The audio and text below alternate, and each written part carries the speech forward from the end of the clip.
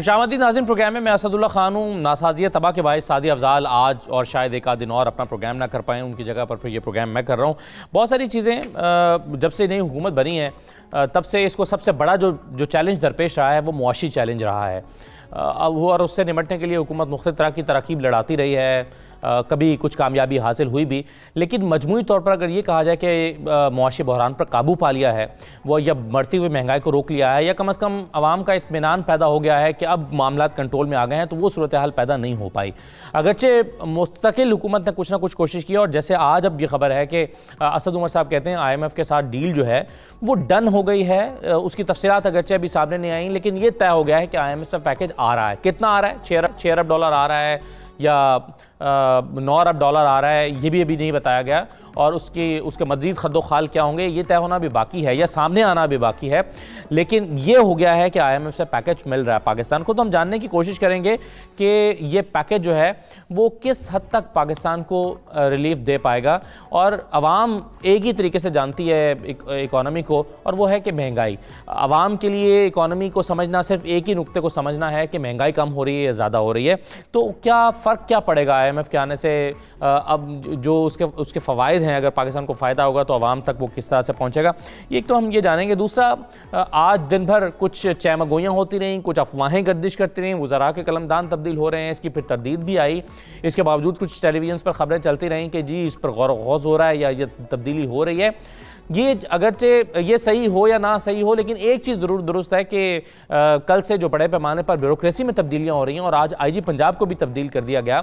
तो इसकी वजह क्या है? एक IG पंजाब में पुलिस के मामलात को तो समझने में ही शायद 6 महीने लग जाते हैं, तो 6-8 महीने में अगर एक IG को तब्दील कर दिया जाएगा तो उनसे कैसे एक्सपेक्टेशन होगी? और अगर अगले IG को भी वक्त अपना पूरा मुकर्ररा वक्त नहीं मिलेगा 3-4 साल का, तो कैसे वो परफॉर्म कर पाएंगे? क्या वजह हुई कि IG को तब्दील करना पड़ा? और बाकी जो तब्दीलियाँ हुई हैं, क्या हुआ, क्यों इतने बड़े पर तब्दीलियाँ हो रही हैं, इस पर बात करेंगे। और उसके अलावा कल जो हमने कहानी सुनी थी फवाद चौधरी साहब से और शहजाद अकबर साहब से, वो पापड़ वाले की कहानी थी, वो एक ठेले वाले की कहानी थी। उस कहानी की बाज़गश्त आज भी दिन भर सुनाई देती रही है। उस पर अपोजिशन का रद्द-ए-अमल सामने आया है, और उस पर मज़ीद वजाहतें शहजाद अकबर साहब ये भी हमारे 92 के प्रोग्राम में मौजूद थे 7 बजे निज़ामी साहब के साथ, तो इस पर वजाहतें आने का सिलसिला भी जारी है।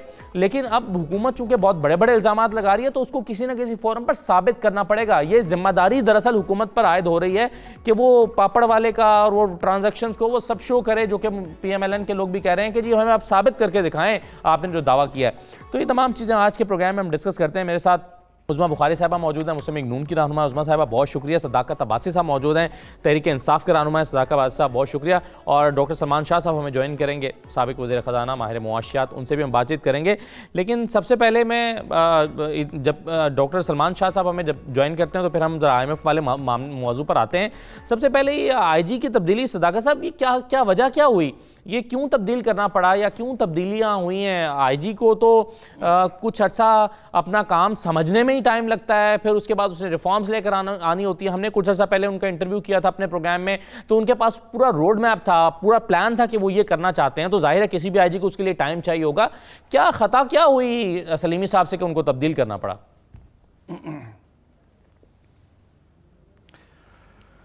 बहुत शुक्रिया जी। जहाँ तक ब्यूरोक्रेट्स की बात है या पुलिस ऑफिसर्स की बात है, वो तो ज़ाहिर है यहाँ तक पहुँचते हैं 20वें 21वें स्केल 22वें स्केल में जब पहुँचते हैं तो उससे पहले उनकी पूरी ट्रेनिंग होती है। और हम समझते हैं कि पंजाब जो है उसमें बहुत बिगाड़ था, उसकी पुलिस में बहुत बिगाड़ था, और हमारा लोगों की हमारे से तवक्कुआत हैं कि जब हम आएँ तो तब्दीली महसूस हो। एक ऐसी हुकूमत थी जिसको अदालतें या इदारे माफिया कहते थे, माफिया की हुकूमत में और एक ऐसी अच्छी हुकूमत में फ़र्क आवाम को महसूस होना चाहिए। ये हमारे वज़ीर आला का इस्तेहकाक है कि वो किसी भी ऑफिसर से काम लेना चाहते हैं, और अगर उनकी तवक्को के मुताबिक वो नहीं है तो उनको तब्दील कर दिया जाता है, जो एक रूटीन रही है। हम समझ रहे हैं कि ब्यूरोक्रेसी जो है वो उसकी परफॉर्मेंस पहले भी अच्छी नहीं थी, तो और वो उनके साथ उनको आप ये कह रहे हैं कि IG साहब का चीज़ अभी हम समझ रहे हैं कि ये बाहर नहीं आ रहे। आप ये कह रहे हैं उनकी तब्दीली की वजह ये है कि वो तब्दीली महसूस नहीं करवा पाए।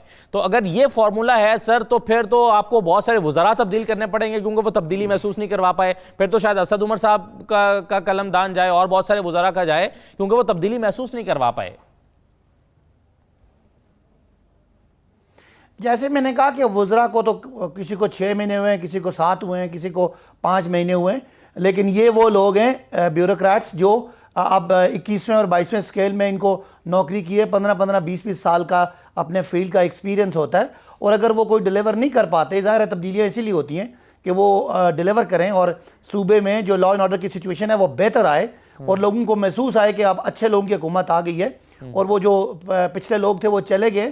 اس چیز کا احساس عوام کو اگر نہیں ہوگا تو ایک آفیسر ہے اس کو اگر وہ اتنی کی پوزیشن پہ ہمارے مطابق ڈیلیور نہیں کر سکتا تو اس کو تبدیل کرنا ہے, اور یہ ہماری حکومت کا استحقاق ہے کیونکہ ہم نے لوگوں کو جواب دینا ہے. بالکل استحقاق ہے, آپ کو جواب دینا ہے, لیکن آپ سر آپ اس میں کنٹروورسی یہ ہے نا کہ آپ اپنے وزراء کو کے بارے میں سمجھتے ہیں کہ انہیں وقت دینا چاہیے اور اپنی حکومت کے بارے میں بھی سمجھتے ہیں کہ انہیں وقت دینا چاہیے, لیکن آئی جی صاحب توقع کر رہے ہیں کہ وہ 6 مہینے میں ہی پرفارم کر کے دکھائے, پرفارم نہیں کریں گے تو وہ تبدیل ہو جائیں گے.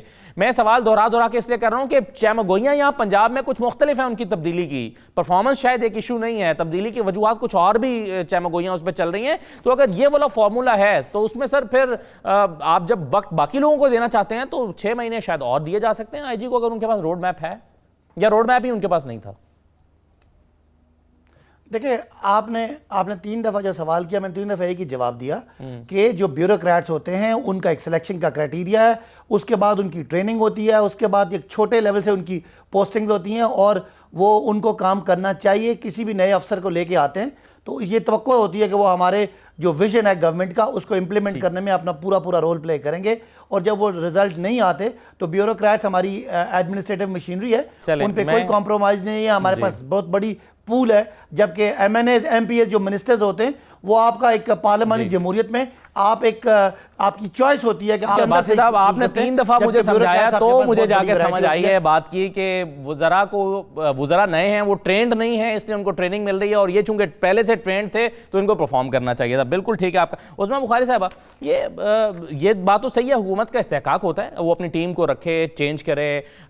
کئی اگر 2 22ویں گریڈ کے آفیسرز میں چپخلش ہے تو وہ دونوں کو بھیج دے, گھر بھیج دے, دونوں کے قلمدان واپس کر دے اور ان دونوں کی جگہ پہ نہیں لگا دے, تو یہ استحقاق ہے حکومت کا, اس نے پرفارم کر کے دینا ہے. تو یہ زیادہ موضوع بحث پنجاب میں بنا ہوا ہے کہ جی یہ کیوں تبدیل ہو رہے ہیں. آئی جی کی تبدیلی کو ویسے آپ کس طرح سے دیکھ رہے ہیں؟ پھر میں آتا ہوں ذرا وہ پاپڑ والے ایشو پر جو آپ کے ساتھ اب ڈسکس کرنا ہے آج. شکریہ اسد. دیکھیے پہلی تو بات یہ ہے کہ یہ نیریٹو جو آج باسی صاحب بلڈ کرنے کی کوشش کر رہے ہیں, معاف کیجیے گا, یہ نیریٹو کنٹینر پہ نہیں تھا, اور یہ نیریٹو 5 سال پہلے بھی نہیں تھا. 5 سال پہلے عمران خان صاحب کی ذرا تقریریں نکال کے دیکھیے کہ وہ آئی جی صاحب کی ٹینیور پوسٹ کے اوپر کیا کہا کرتے تھے. جب بھی صوبے کے اندر کوئی چینج ہوتا تھا کسی بھی صوبے کے اندر تو عمران خان صاحب کو بڑے کنسرن ہوتا تھا کہ یہ کیوں ہو گیا اور یہ ایسے نہیں ہونا چاہیے. اور بائی دا وے یہ نئے پاکستان میں اور نئے پنجاب میں یہ 8ویں مہینے میں تیسرے آئی جی ہیں, اور یہ بات اتنی سمپل نہیں ہے جیسے باسی صاحب نے جو ہے وہ بیان کرنے کی کوشش کی. وہ شاید نہیں بیان کر پائے, میں بتا دیتی ہوں. آئی جی صاحب کا قصور یہ تھا کہ انہوں نے حمزہ شہباز کے گھر پر دھاوا بولا نہیں, پولیس نے وہ مار کٹائی نہیں کی, اور وہ چھترول جو آج آپ کو پتا ہے وزیر پارلیمانی امور نے بہت خوبصورت پارلیمانی الفاظ میں جو اپوزیشن کو دھمکی دی ہے کہ وہ وہ پارلیمانی زبان جو انہوں نے چھترول والی استعمال کی ہے وہ چاہتے تھے, اور وہ جو ہے وہ تھوڑی بہت تو خیر سین کریٹ ہوئے, بہت زیادہ سین کریٹ کیوں نہیں ہوا, یہ غلطی جو ہے یہ آئی جی صاحب کی جو ہے وہ کی گئی. اب مجھے عجیب بات ہے, جو 12 کروڑ کا صوبہ ہے وہ اپنے بزدار صاحب جیسے ایک آدمی کے ہاتھ میں دے دیا جو خود کہتے ہیں میں ٹرین ہو رہا ہوں ابھی, اور جو پولیس کا آئی جی ہے جس کو ابھی میرا خیال ہے 3 یا 4 مہینے ہوئے تھے, اور بائی دا وے وہ ایک پنجاب میں جو ہمارے 5-6 سی ایمز ہیں ان میں سے ایک سی ایم کا چہیتا تھا وہ آئی جی. تو اب وہ سی ایم صاحب جو ہیں وہ کیا کریں گے ان آئی جی صاحب کے جانے کے اوپر, اور جس طرح سے لا اینڈ آرڈر کے حوالے سے اور جو پولیس کو پولیٹیسائز کرنے کی ایک سے ایک بڑھ کے اگزامپل اس نئے پاکستان میں ہم نے دیکھی ہے اور نئے پنجاب میں ہم نے دیکھی ہے. اس کے بعد آ کے یہ کہہ دینا کہ جی وہ یہ بڑا کیٹیگورک ہے, آپ کو سمجھنا چاہیے. جو فواد چودھری صاحب نے بھی کہا تھا, اور آپ کو یاد ہوگا کہ عمران خان صاحب نے بھی جب بیوروکریٹ سے خطاب کیا تھا تو انہوں نے بڑا کھلی دھمکی دی تھی, جو ہماری بات مانے گا وہ رہے گا, جو بات نہیں مانے گا وہ گھر جائے گا. تو وہ بات میرا خیال ہے وہ حمزہ شہباز کے گھر پہ دھاوا بولنے والی بات جو ہے وہ پوری نہیں ہوئی. جب چاہیں گے عثمان گزار صاحب تبدیل یہ ان کی خطا ہوئی جو میں اسی لیے دورا کے پوچھوں کہ اصل خطا اس وقت میں نے تو بتا دی نا اصل خطا, میں تو بتا رہی ہوں نا, وہ نہیں بتا پائیں گے. اور دوسری بات یہ ہے کہ پھر اس کا مطلب ہے آپ جھوٹ بولتے رہے. آپ عوام کو دھوکہ بازی کرتے رہے اس کے ساتھ جب آپ کنٹینر پہ ہوتے تھے یا جب آپ اپوزیشن میں ہوتے تھے کہ ٹینیور پوسٹ ہے وہ اس کو ایسے نہیں کرنا دیا جانا چاہیے, اور سپریم کورٹ کے اپنے فیصلے موجود ہیں اس حوالے سے جو ٹینیور پوسٹ ہیں اس کے حوالے سے, اور آئی جی اے ڈی خواجہ کے حوالے سے بھی اگر آپ کو یاد ہو جب کراچی میں یہ ایشو آیا تھا اور سپریم کورٹ نے اس کے اوپر بڑی جو ہے وہ کیٹیگورک آبزرویشن بھی دی تھی اور فیصلہ بھی دیا تھا. لیکن اس وقت آپ کو پتا ہے بادشاہ سلامت کی حکومت ہے.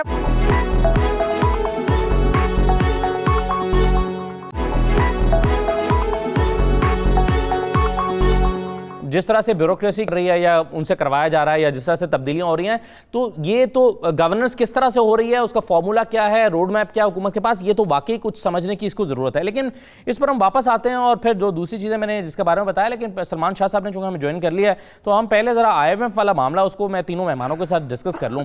ڈاکٹر صاحب بہت شکریہ. سب سے پہلے تو سر مجھے یہ بتائیے کہ آئی ایم ایف کا 6 ارب ڈالر آتا ہے یا 9 ارب ڈالر آتا ہے, یہ طے ہونا باقی ہے, لیکن عام طور پہ جب آئی ایم ایف پروگرام آتا ہے کس قسم کا ریلیف اس سے ملتا ہے, جس کے بارے میں اب ہماری اپوزیشن بھی کہتی ہے کہ آپ کو پہلے مہینے میں جانا چاہیے تھا, آپ لیٹ ہو گئے ہیں, آپ کا قصور یہ ہے, چلیں دیر آئے درست آئے, لیکن ہوگا کیا ملے گا اس سے, کیونکہ عوام اکانومی کو ایک ہی زبان میں سمجھتے ہیں کہ مہنگائی کم ہوگی کیا, یا ٹیکسز کی شرح بڑھ جائے گی, جو کہ اسد عمر صاحب کہہ رہے ہیں کہ نہیں بڑھیں گے ٹیکسز.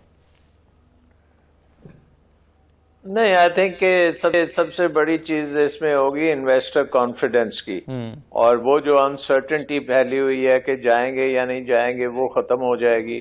اس کے ساتھ ساتھ یہ بھی ہے کہ اس کے ساتھ کوئی ریفارم پروگرام اٹیچ ہو جائے جس کو آپ ریفارمز بھی کریں گے, اور بیسکلی جو آپ کے مالیاتی خسارے ہیں ان کو کیسے پر کرنا ہے. ابھی پاکستان میں تو ایک انڈرسٹینڈنگ یہ ہے کہ وہ مالیاتی خسارے کو پر کرنے کے لیے ٹیکس اور کرنے پڑیں گے, لیکن میرے خیال میں دوسری طرف بھی ہے کہ اگر آپ اپنے اخراجات کم کریں تو پھر بھی آپ کا مالیاتی خسارہ ختم ہو سکتا ہے.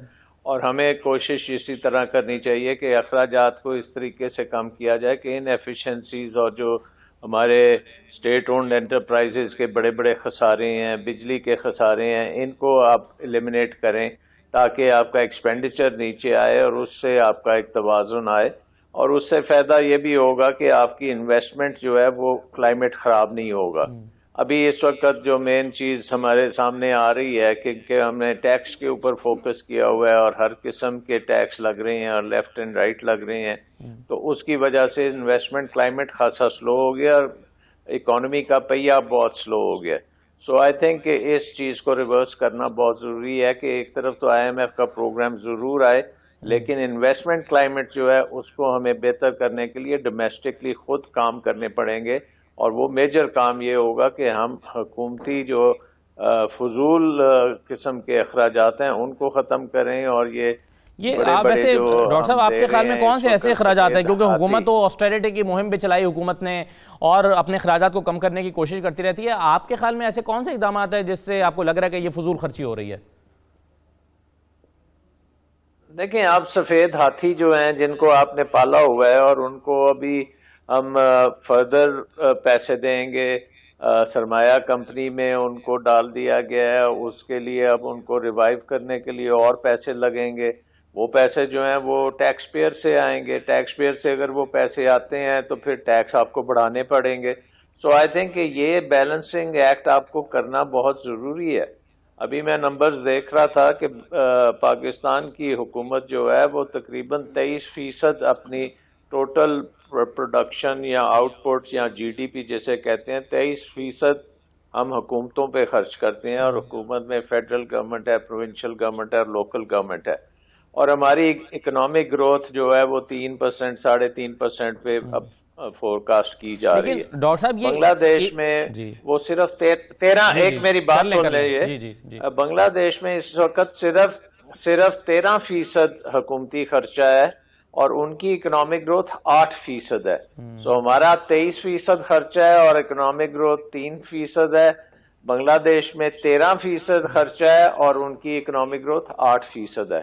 سو ظاہر ہے کہ ان کے ٹیکسز بھی بہت کم ہیں ہمارے سے, اور ان کی جو انویسٹمنٹ ہے وہ ہمارے سے بہت زیادہ ہے. سو ہم نے اس وقت نظام ایسا بنانا ہے کہ ہمیں یہ جو بحران میں ہم پھنسے ہوئے ہیں, بیلنس آف پیمنٹ کرائسس میں جو پھنسے ہوئے ہیں, یہ ہمارا ایک انویسٹمنٹ لیڈ ریکوری آنی بہت ضروری ہے. ڈاکٹر صاحب کہ ایک ہماری چیز جو صرف مجھے بتا انویسٹمنٹ دیں ہے پھر وہ ہوتی رہے, اس کے ساتھ جابز بھی بنتی رہیں اور اکنامک گروتھ بھی آتی رہے. یہ اس کا ذمہ دار کون ہے؟ یہ اسد عمر صاحب کے اوپر زیادہ ملبہ ڈالا جاتا ہے اور اسی لیے ہم روز خبریں بھی سنتے ہیں کہ اسد عمر اب گئے. آج بھی ایون صبح سے خبریں چل رہی تھی کہ اسد عمر کا قلمدان تبدیل کر دیا گیا, یہاں تک کہ خبریں چلانے والوں نے تو یہ بھی کہہ دیا کہ ان کو پیٹرولیم کا مل رہا ہے, لیکن پھر اس کی تردید آ گئی. تو اسد عمر اس کے ذمہ دار ہیں, یہ حکومت کی پالیسی ٹھیک نہیں ہے, یا پچھلی حکومت کا وہ جو کیرج لے کر آ رہے ہیں وہ پرابلم تھا؟ کون اس کا ذمہ دار تھا ڈاکٹر صاحب؟ دیکھیں, ظاہر ہے کہ اس وقت جو ہمارا مسئلہ ہے وہ بیلنس آف پیمنٹ کا کرائسس ہے, تو اس کا روٹ کاز تو پچھلے ادوار کی جتنی گورنمنٹس تھیں ان کے پلے میں پڑتا ہے, کیونکہ ہمیں یہ بھی پتا ہے کہ 2016 میں جب آئی ایم ایف کا پروگرام, پچھلا آئی ایم ایف کا پروگرام ختم ہوا تھا, تو آئی ایم ایف کی مینیجنگ ڈائریکٹر کرسٹیان لیگارڈ نے پاکستان میں آ کے کہا تھا کہ اگر آپ نے بجلی کا نظام ٹھیک نہ کیا, اگر آپ نے ایف ڈی آر کو ٹھیک نہ کیا, اگر آپ نے انویسٹمنٹ کلائمیٹ ٹھیک نہ کیا, اگر آپ نے ایز آف ڈوئنگ بزنس ٹھیک نہ کی, تو آپ واپس پہنچ جائیں گے آئی ایم ایف کے پاس اور آپ کو یہ ساری ریفارمز کرنی ہے. لیکن 2016 سے آج 2019 ہو گئی ہیں تو کسی نے کوئی ریفارمز نہیں کی. سو وہ ریفارمز کرنی اب ضروری ہیں. آپ کو بجلی کے نظام کو ٹھیک کرنا بہت ضروری ہے, اس کے بغیر آپ کا گزارا نہیں. دنیا کا سب سے مہنگا بجلی کا نظام میرا خیال اب پاکستان میں ہے, اور باقی دنیا میں بجلی سستی ہوتی ہے, اور جیسے ہی آپ کی بجلی سستی ہوتی ہے آپ کی اکانومی جو ہے وہ کمپیٹیٹو ہوتی ہے. سو ہمارے بجلی کی وجہ سے نہ ہماری ایکسپورٹس کمپیٹیٹو ہیں اور نہ ہماری آؤٹ پٹ ہو سکتی ہے, اور غربت اور یہ ساری چیزیں اس سے کنیکٹ ہو جاتی ہیں. دوسری بات یہ ہے کہ ہمارے اگر ٹیکسز اس قسم کے ہیں کہ وہ انویسٹمنٹ کو ختم کر دیں گے, اور انویسٹرز کے جو انٹرپرینیور ہے اس کے اوپر وہ سارا دن ٹیکسوں کے چکر میں گھومتا پھرتا رہے گا, تو وہ انویسٹمنٹ کون کرے گا, وہ جابز کون کریٹ کرے گا, اکانومی کا پہیہ کون چلائے گا. ٹھیک ہے, تو وہ بھی ہم دیکھ رہے ہیں کہ ہمیں نظر آ رہا ہے کہ ہر ٹرانزیکشن جو ہے وہ ختم ہو رہی ہے. ڈاکٹر صاحب ایک میں بریک لے لوں, میں پھر باقی دونوں مہمانوں کے پاس بھی اس ڈیبیٹ کو لے کر جاتا ہوں. ڈاکٹر صاحب اور پاکستان تحریک انصاف کی آرگومنٹ میں ایک مماثلت تو پھر یہ پیدا ہوگی, وہ کہہ رہے ہیں کہ اس کے ذمہ دار جو ہے وہ پچھلی حکومت پر اس کی ذمہ داری عائد ہوتی ہے بیلنس پیمنٹ کو, اور اس کو ایڈریس کرنے کے لیے تو خیر جو پیکج ابھی آئے بھی تھے سعودی عرب سے, یو اے ای سے اور چائنا سے, اس میں کچھ بیلنس آف پیمنٹ کا مسئلہ حل ہوا بھی.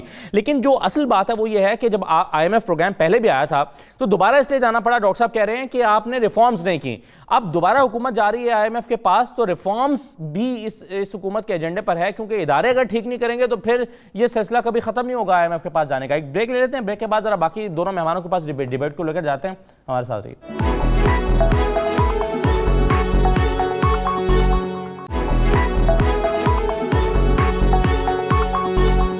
دوبارہ خوش آمدید. ڈاکٹر سلمان شاہ صاحب جو بات کر رہے تھے بریک پر جانے سے پہلے, میں عظمیٰ صاحبہ آپ کے سامنے رکھتا ہوں سوال, وہ یہ کہ ایک تو ڈاکٹر سلمان صاحب اور پی ٹی آئی کے موقف میں ایک تو مماثلت پیدا ہو گئی, وہ یہ کہہ رہے ہیں کہ بیلنس آف پیمنٹ کا جو مسئلہ تھا وہ تو پچھلی حکومت پیدا کر کے گئی تھی, اور دوسرا یہ کہ دوبارہ آئی ایم ایف میں اس لیے جانا پڑا کہ آپ نے نہ بجلی کا نظام ٹھیک کیا, نہ ایف بی آر کا نظام ٹھیک کیا, نہ آپ نے ایز آف ڈوئنگ بزنس پر کوئی کام کیا.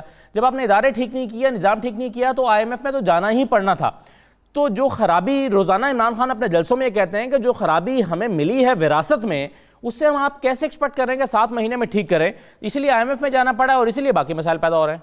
دیکھیں, پہلے تو گزارش یہ ہے کہ مماثلت نہیں ہے. ڈاکٹر صاحب کوئی اکنامک ان کی کوئی کمیٹی ہے, اس کے ممبر بھی ہیں گورنمنٹ کے, سو مماثلت کی بات نہ کریں, وہ بھی گورنمنٹ کی ہی ایک پوائنٹ آف ویو دے رہے ہیں. وہ تو ایکسپرٹ اوپینین کے طور پہ دیکھ رہا ہوں میں تو یہ ہے کہ نہیں آپ, لیکن ان کے پاس ایک موجود ہے نا, وہ وہاں پر بھی ایڈوائزری کمیٹی میں ان کے موجود ہیں. میری گزارش اس میں یہ ہے کہ اگر آپ کو عمران خان صاحب کی اگر ساری تقریریں پچھلی میں یاد کراؤں تو اس کے اندر وہ کہا کرتے تھے کہ یہ لوٹ کے کھا گئے, یہ اتنا پتہ نہیں کتنے ہزار ارب, اس وقت بھی وہ بتایا کرتے تھے. لیکن آپ نے پریشان نہیں ہونا, لیڈر اچھا ہو تو اتنا پیسہ اکٹھا ہوتا ہے کہ لوگ جو ہیں وہ پیسہ وہ ٹیکس بھی دیتے ہیں, اور میں آپ کو یہ کوٹ ان کوٹ میں آپ کو 8,000 ارب روپے اکٹھا کر کے دکھاؤں گا. اب میرا سوال یہ ہے کہ اب تو فرشتوں کی حکومت آ گئی نا پاکستان کے اندر, اب جو ٹیکس اکٹھا ہونا تھا, جو شارٹ فال ہے 485 ارب روپے کا, اس کا جواب کون دے گا؟ پھر اس کا مطلب ہے پھر یہ کیا کرتے تھے کہ جی کیونکہ کرپشن بہت زیادہ ہو رہی ہے, منی لانڈرنگ پتہ نہیں کتنے ہزار ارب کی روز ہوتی ہے, اور وہ جب ہم آ جائیں گے تو وہ ٹھیک ہو جائے گی. اب اس وقت تو پھر جو ہے وہ صادق اور امین لوگ بیٹھے ہیں, تو پھر وہ آج اکانومی کی یہ حالت کیوں ہے؟ دیکھیے یہ ہمارے پیچھے چھپنے سے اب مسائل کا حل نہیں ہوگا. آج اسد عمر صاحب نے کہا کہ جو مسلم لیگ نون کی حکومت نے جن چیزوں پر جو ہے وہ ٹیکس نہیں لگائے اب ہمیں لگانے پڑیں گے, اور یہی اسد عمر صاحب ہیں. ذرا ان کی تقریریں نکال کے دیکھیے, عباسی صاحب اس وقت ہاؤس میں نہیں تھے, ذرا ان کی تقریریں نکال کے دیکھیے, ان کے ٹویٹس پڑھیں, وہ کیا کہا کرتے تھے کہ جو ہے وہ حکومت نے یہ بھی ٹیکس لگا دیا, وہ بھی ٹیکس لگا دیا, یہ کھا گئی حکومت, یہ لوگوں کی جیب میں گھس گئی حکومت, اور آج خود کی حالت یہ ہے کہ یہ ایڈمٹ کر رہے ہیں, چیخیں بھی نکلوائیں گے, اور جو ہے وہ معاملات بھی ایسے ہی چل رہے ہیں. دوسری جو امپورٹنٹ بات میں سب سے زیادہ کرنا چاہتی ہوں وہ یہ ہے, یہ بھی عمران خان صاحب کی فلسفی تھی, اور وہ اس بات پہ بھی بڑا کرٹیک کیا کرتے تھے کہ جی ساری باتیں پارلیمنٹ کے سامنے, وہ گالی بھی دیتے تھے, لعنت بھی بھیجتے تھے, لیکن وہ کہتے تھے ہر تفصیل جو ہے پارلیمنٹ کے سامنے آنی چاہیے. خود بھی کہا جب وزیر اعظم بننے جا رہے تھے. اب مجھے بتائیے IMF کی ابھی تک جو یہ کرنے جا رہے ہیں وہ تفصیلات عوام کے ساتھ شیئر کیوں نہیں کی جا رہی, وہ پارلیمنٹ کے ساتھ شیئر کیوں نہیں کی جا رہی, ہمیں پتہ تو چلے ہمارا کیا سودا کر کے آئے ہیں یہ.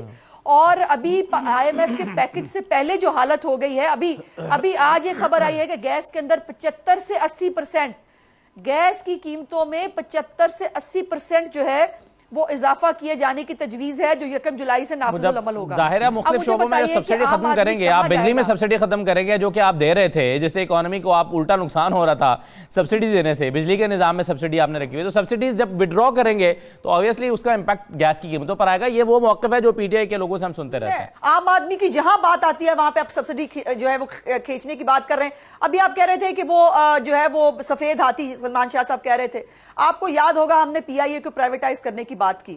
آپ کو پتا ہے نا کہ کیسے جلوس لیڈ کیے گئے, کیسے جو ہے وہ دنگا فساد کرایا گیا ان جلوسوں کے اندر, اور جو ہے وہ پرائیویٹائزیشن کرنے کی, اور خود PTI کی اپنی 2013 کی مینیفیسٹو میں شامل تھا کہ ہم PIA کو پرائیویٹائز کریں گے. جب ہم کرنے جا رہے تھے تب انہوں نے یہ کیا.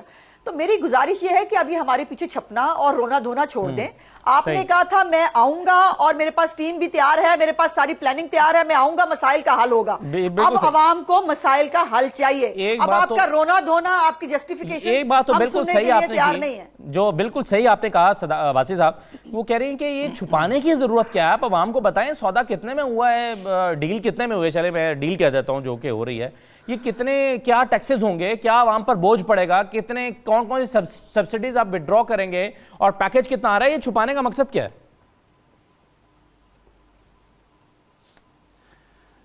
جی دیکھیں, پہلی بات ہے شاید عظمت صاحبہ کو نہیں پتا کہ آج جو فائنانس کمیٹی جس میں ساری پارٹیوں کی نمائندگی ہے, اس میں اسد عمر صاحب نے اپنا جو وزٹ تھا یا جو بات چیت تھی وہ ان سے ڈسکس کی ہے اور ان کو اعتماد میں لیا ہے. باقی پارلیمنٹ کا بھی جب پارلیمنٹ کا سیشن ہوگا تو اس میں اعتماد میں میرے خیال میں بات صاحب ڈیٹیلز ابھی بھی انہوں نے شیئر نہیں کی, سائن نہیں ہوا, ڈیٹیلز نہیں آئی اس کی. نو کوئی تفصیل نہیں آئی, ڈیٹیل شیئر کرنی بھی نہیں ہے اس طرح. کس طرح کرنی ہے سر؟ دیکھیں ذرا میں اگر بات کروں گا, ڈیٹیل جو ہے ابھی تک معاہدہ چونکہ سائن نہیں ہوا, ابھی ان کی ٹیم آئے گی. یہ تو وہ لوگ ہیں جو انہوں نے کبھی کسی کمیٹی کو اعتماد میں ہی نہیں لیا. تو ابھی جو بات ہو رہی تھی کہ جی ہم ان کے پیچھے چھپ رہے ہیں, ہم کہتے تھے کہ ڈالر باہر جاتے ہیں.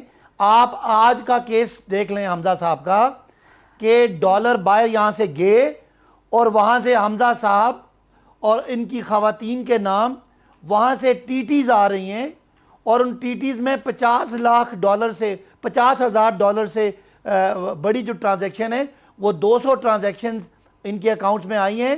اور وہ بندے جو مشتاق چینی اور منظور پاپڑ والا, جن کے پاس کچھ بھی نہیں ہے, جو کبھی ملک سے باہر کیا شہر سے باہر نہیں گئے, وہ جعلی لوگ ان کو باہر سے پیسہ بھیج رہے ہیں انویسٹمنٹ کے لیے. اس سے بڑا اس قوم کو اور کیا چاہیے کہ اس حکومت میں بیٹھے والے لوگ. اور یہ میرا سوال ہے, جو باہر سے پیسہ ان کو آ رہا ہے, باہر سے پیسہ آنے پہ اعتراض ہے, باہر سے پیسہ پاکستان میں آنے پر اعتراض ہے, یا جو گیا تھا باہر اس پر اعتراض ہے؟ کیونکہ ویسے تو دیکھا جائے اگر باہر سے پیسہ آ رہا ہو تو اس پر تو اعتراض نہیں ہونا چاہیے. بھائی میرے سنیں میں اعتراض کیا ہے, یہ سارا پیسہ یہاں سے لوٹ کے باہر لے کے جاتے ہیں.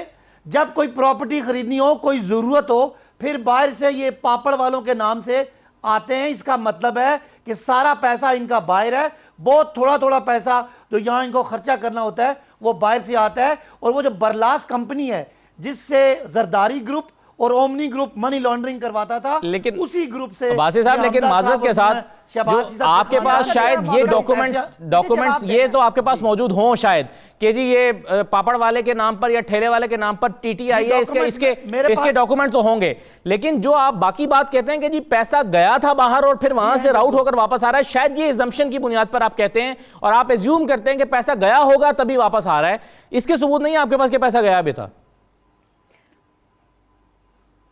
دیکھیں یہ کوئی عام لوگ تھوڑے ہی تھے, ان کو عدالتوں نے مافیا کہا ہے, عدالتوں نے, کسی نے, میں ان کو مافیا کہوں یہ مجھے کہیں میٹر نہیں کرتا. پاکستان کی سب سے بڑی عدالت کے سب سے بڑے جج نے مسلم لیگ نون کی گورننس کو مافیا سے تشبیہ دی, گاڈ فادر کہا. اس کا مطلب کیا ہے؟ یہ کوئی آپ کے اور میرے لیول کے یا عظمہ صاحب کے لیول کے لوگ نہیں تھے, یہ بڑے پہنچے ہوئے لوگ ہیں. یہ تو یہاں سے پیسے یہ اپنے گھروں سے بوریاں بھر کے, ابھی جو نیب میں کسی نے انکشاف کیا ہے, بوریاں بھر کے لے کے جاتے تھے اور حوالہ ہنڈی کے ذریعے باہر بیچتے تھے.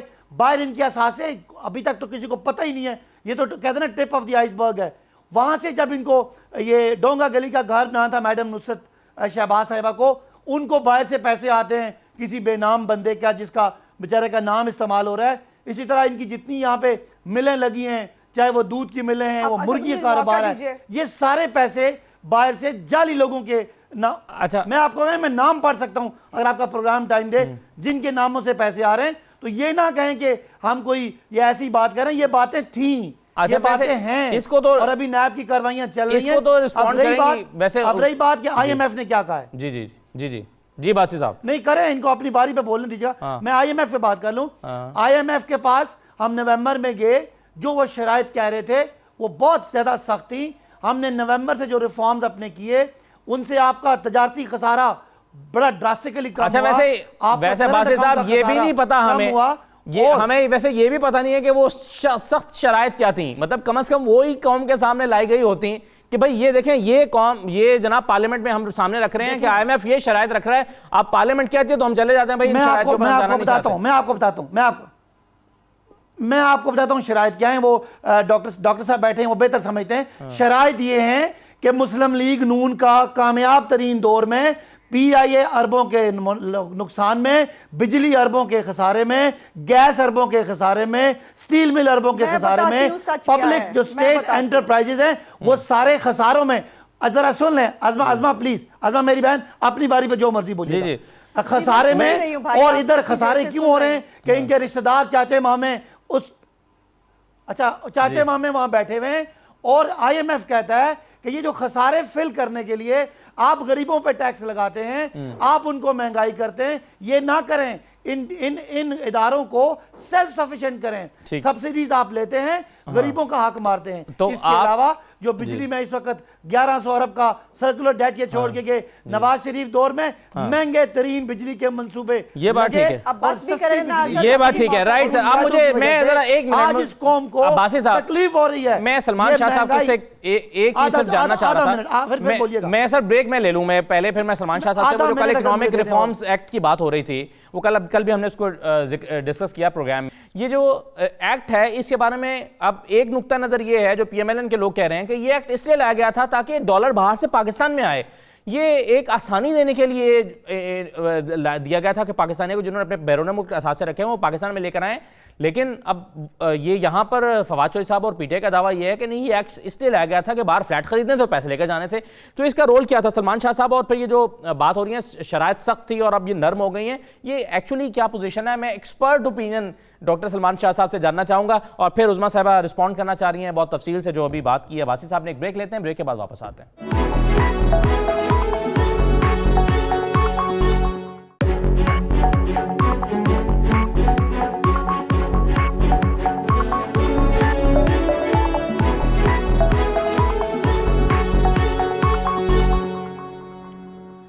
بریک کے بعد دوبارہ خوش آمدید. ڈاکٹر سلمان شاہ صاحب, ایک ایکٹ کا ذکر کل سے ہو رہا ہے, protection of economic reforms act کا. یہ اس کے بارے میں پی ایم ایل این کل زبیر صاحب سے میں بات کر رہا تھا تو محمد زبیر صاحب کہہ رہے تھے کہ تو ہم اس لیے لے کر آئے تھے تاکہ باہر سے ڈالرز پاکستان میں آ سکیں. اب کسی کی انٹینشن کو ناپنے کا کوئی پیمانہ تو ہمارے پاس ہے نہیں کہ ہم جان سکیں کہ یہ کیوں لایا گیا تھا, لیکن اس میں بھی کوئی شک نہیں ہے کہ اس کا استعمال غلط ہوا اور بے شمار ہو سکتا ہے بہت زیادہ لوگوں نے اس کا استعمال غلط کیا ہو. لیکن یہ جو ٹی ٹیز والی کہانی ہے, آپ اس پہ کتنا یقین کرنے کو تیار ہیں ایز این ایکسپرٹ سر کہ پیسے باہر سے فیک آئیڈینٹیٹیز کے نام پر آتے رہے اور لوٹا ہوا پیسہ اس ایکٹ کے تھرو باہر گیا اور پھر اس کو فیک آئیڈینٹیٹیز کے تھرو ٹی ٹیز کے ذریعے سے واپس لایا گیا؟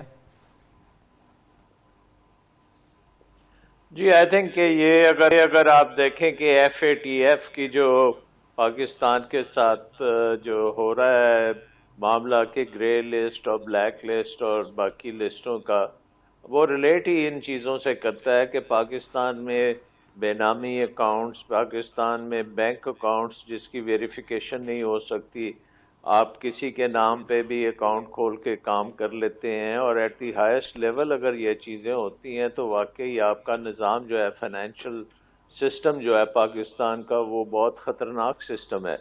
کیونکہ اگر کوئی لیٹ سے جینوئن ریزن سے بھی وہ استعمال کرتا ہے تو اس کے ساتھ ساتھ اگر کوئی ٹیررزم کے لیے بھی اس کو استعمال کر سکتا ہے, کوئی کرپشن کے پیسے کو ادھر ادھر کرنے کے لیے بھی استعمال کرتا ہے, نارکوٹکس کے لیے بھی کر سکتا ہے. تو یہ تو ایک بالکل ان ایکسیپٹیبل سی چیز ہے کہ بالکل یہ ہمارے پاس لا ہونا چاہیے کہ کوئی اگر پیسے اپنے باہر لے کے جاتا ہے یا کوئی باہر سے پاکستان لے کے آتا ہے تو وہ صاف شفاف طریقے سے ہو جانا چاہیے وہ ٹرانزیکشن, کیونکہ بے شمار پاکستانیز اوورسیز ہیں, وہ وہاں پہ کام بھی کرتے ہیں, وہاں سے وہ پیسہ بھی بیچتے ہیں, ادھر سے ان کے جو فیملی ممبرز ہیں ہو سکتا ہے وہ ان کو سپورٹ کرنے کے لیے پیسہ بیچتے ہوں, ایجوکیشن کے لیے آپ بیچ سکتے ہیں, ہیلتھ کے لیے بیچ سکتے ہیں, تو بے شمار چیزوں کے لیے آپ پیسہ بیچ سکتے ہیں, اور ایون بزنس کے لیے بھی آپ پیسہ بیچ سکتے ہیں. لیکن بے نامی اکاؤنٹس اور فیک اکاؤنٹس کے ذریعے سے کرنا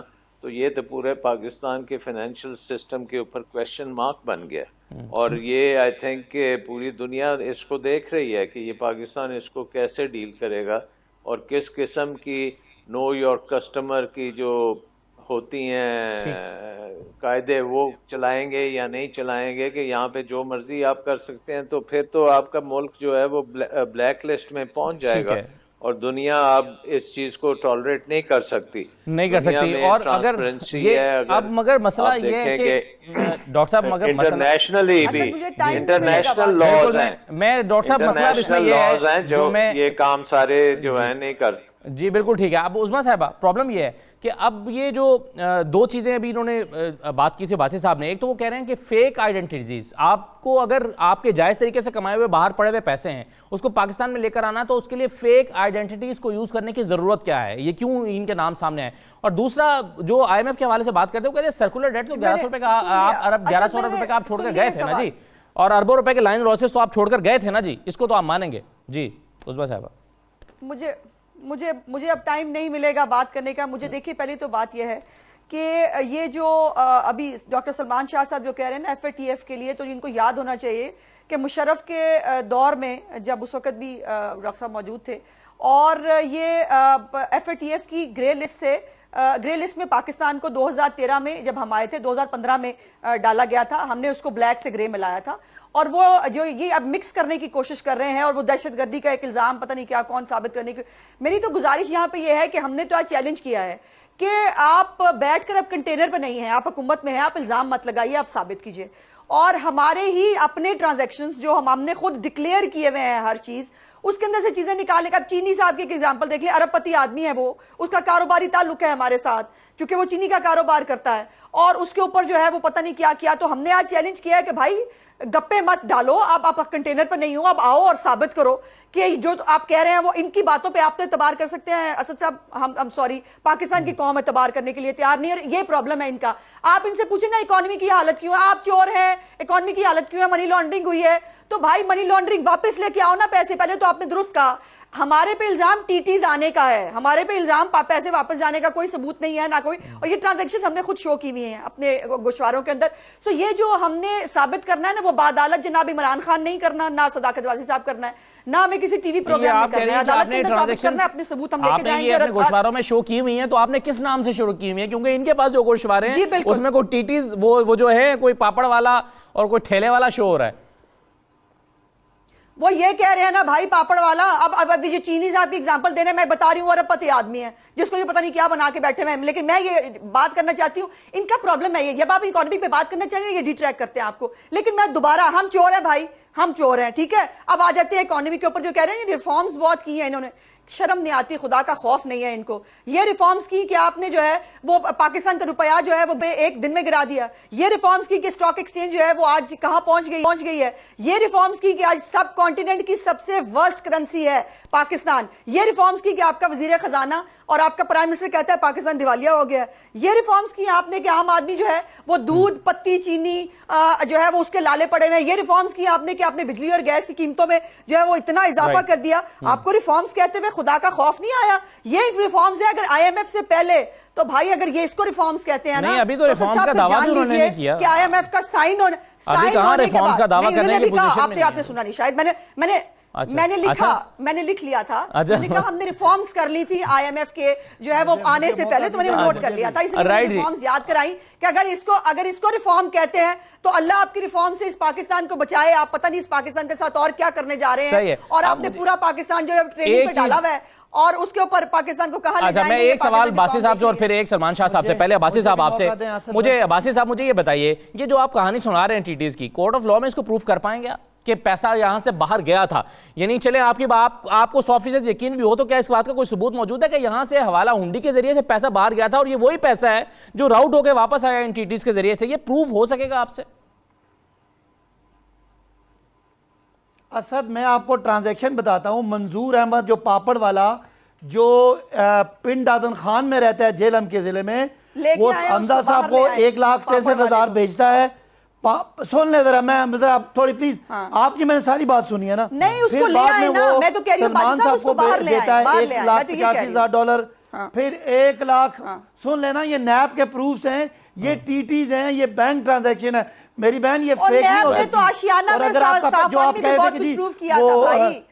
عباسی صاحب انہوں نے وہاں بھی بہت پروف کیا تھا. ازما, آپ بولیے, میں درمیان میں نہیں بولا. اچھا, آپ جو کچھ کہتی تھی میں سنتا رہا ہوں. باسی صاحب, لیکن یہ نیب کے پروف آپ کے پاس کیا کر رہے ہیں؟ آپ اپنی باری بول چکی ہیں. باسی صاحب, یہ نیب کے پروف آپ کے پاس کیا کر رہے ہیں؟ یہ نیب کے ڈاکومنٹس آپ کے پاس کیا کر رہے ہیں؟ یہ سارے میڈیا پہ سن لینا. اب یہ اپنے بولنے نہیں دیں گے, ان کو پتا کہ میں بات کر رہا ہوں. ٹائم کم ہے سر. یہ سارے جو میں باتیں کر رہا ہوں, یہ سارے, یہ نیب کی انفارمیشن عدالت میں جمع ہوئی ہے, یہ سارے ٹی وی چینلز پہ چلی ہے. میں باوثوق ذرائع سے اپنی ذمہ داری پہ کہتا ہوں, منظور پاپڑ والا جو ہے یہ اس کی ٹرانزیکشن ہے. اچھا, دوسری بات جی, اچھا ازما, پھر وہی بات ہے نا, آپ اچھا سر, میں بس میں سلمان شاہ صاحب سے اگر آخری کامنٹ لے لوں, میں مجھے صرف بات کر لوں, مجھے صرف یہ بتا دیں, مجھے بات تو کرنے دینا سر جی. ٹائم, آپ کہتے ہیں کہ جی باہر پیسہ کیسے گیا؟ ہاں, باہر کیسے گیا؟ بوریاں, یہ رشوت کے پیسے بوریاں بھر کے یہ ویڈیو کلپ ہے آپ کے پاس سر, اپنا ہنڈی کے ذریعے باہر بھیجتے تھے. آپ مجھے یہ بتا دیں, حمزہ صاحب اور سلمان صاحب باہر کون سا کاروبار کرتے ہیں؟ لیکن باسی باہر صاحب کون سا کاروبار کرتے ہیں جس کے ان کو ریمیٹنس؟ باسی صاحب, آپ کے پاس کوئی ویڈیو کلپ ہے, آپ کے پاس گواہان موجود ہیں, مگر میں تو کورٹ آف لاء کی بات کر رہا ہوں نا. وقت ختم ہو گیا ہے, میں لیٹ پہنچ پایا ہوں سلمان شاہ صاحب کے پاس بھی. بہرحال میرے مہمانوں کا سلمان شاہ صاحب, عظما بخاری صاحبہ اور صداقت عباسی صاحب, یہ آج کا پروگرام تھا. ناظرین اجازت دیجیے, اللہ حافظ.